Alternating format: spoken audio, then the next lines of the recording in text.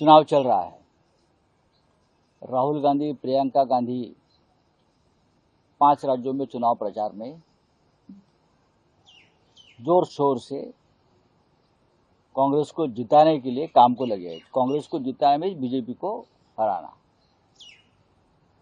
माहौल बहुत ही अच्छा बन गया है।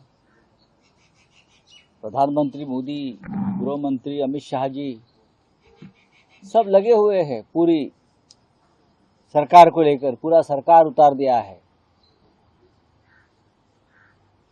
तो इसी समय नेशनल हेराल्ड की प्रॉपर्टी जब्त कर दी।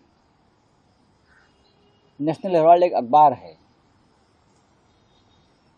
और इस अखबार को पंडित जवाहरलाल नेहरू ने स्थापित किया था। यह अखबार का योगदान रहा है भारत के स्वतंत्रता संग्राम में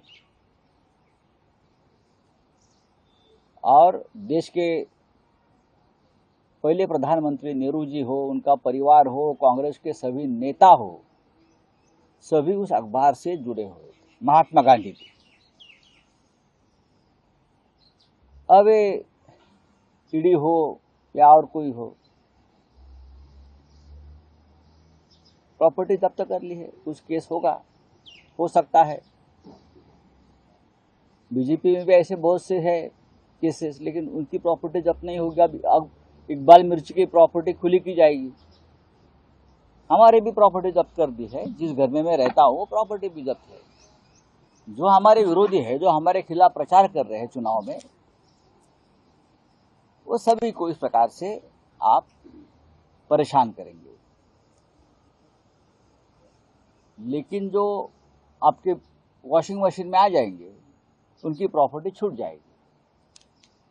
अब जो बीजेपी के साथ जो एनसीपी के लोग गए हैं, चाहे अजित पवार हो, चाहे प्रफुल्ल पटेल हो, चाहे हसन मुशर्रफ जी हो, हाँ, शिवसेना के लोग हो, उनकी भी प्रॉपर्टी ईडी ने जब्त कर ली थी। लेकिन अब मेरी जानकारी है अब वो छूट रही है।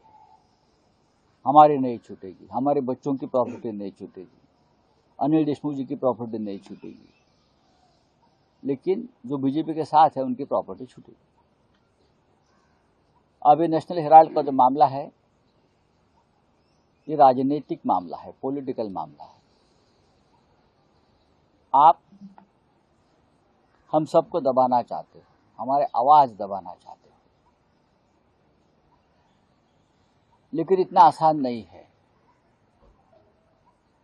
ये लड़ाई देश के लिए चल रही है, देश के लोकतंत्र के लिए चल रही है और ये चलती रहेगी। चाहे आप हमें गिरफ्तार कर लीजिए, चाहे हमारी घर, जमीन, जो भी थोड़ी बहुत प्रॉपर्टीज है वो जब्त कर लीजिए।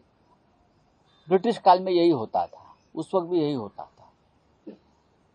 ईस्ट इंडिया कंपनी थी, अब वेस्ट इंडिया कंपनी है।